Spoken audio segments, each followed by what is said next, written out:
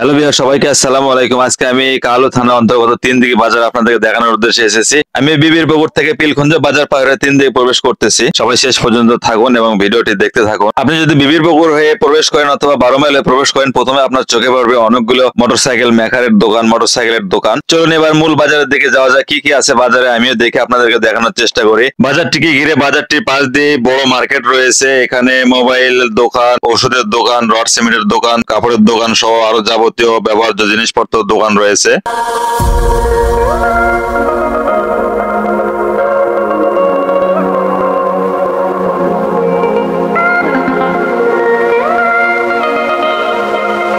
বাজারটি বসে প্রতি শুক্রবার এবং সোমবার করে।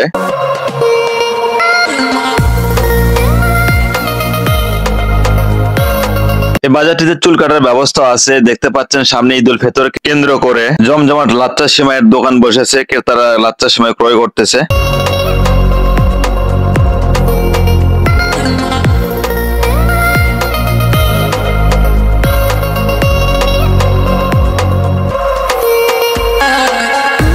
এই বাজারটিতে লুঙ্গি, গামছার পাশাপাশি আরো বিভিন্ন ধরনের কাপড় পাওয়া যায়।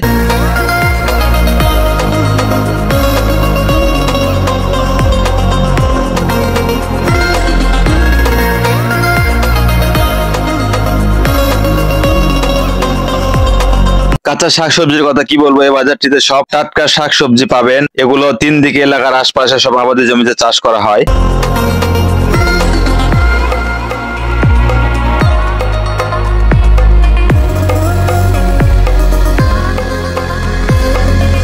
বাজারটিতে সাংসারিক ব্যবহারের জন্য লোহার জিনিসপত্র পাবেন, ছুরি, দা, বটি আরো অন্যান্য রয়েছে। অনেক কয়টা মুরগির গোশতের দোকান। পাশে দেখতে পাচ্ছেন কামার ভাইয়েরা বিভিন্ন জিনিসপত্র তৈরি করতেছে। চলুন এবার মাছ হাটির দিকে যাওয়া যাক।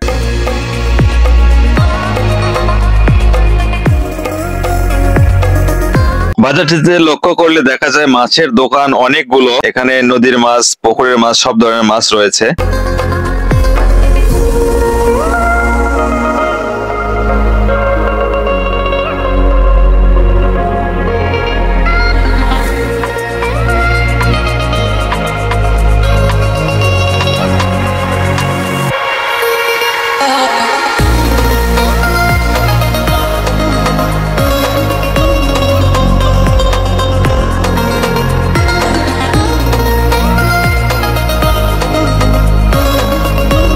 বাজারটিকে ঘিরে রয়েছে সুন্দর একটি মসজিদ। এখানে যারা বাজার করতে আসেন, তাছাড়া যারা বাজারে সবসময় যারা উপস্থিত থাকেন, তারা নামাজ আদায় করে থাকেন। চলছে ঈদ উল ফিতরকে কেন্দ্র করে নতুন টাকা কেনা বেচা।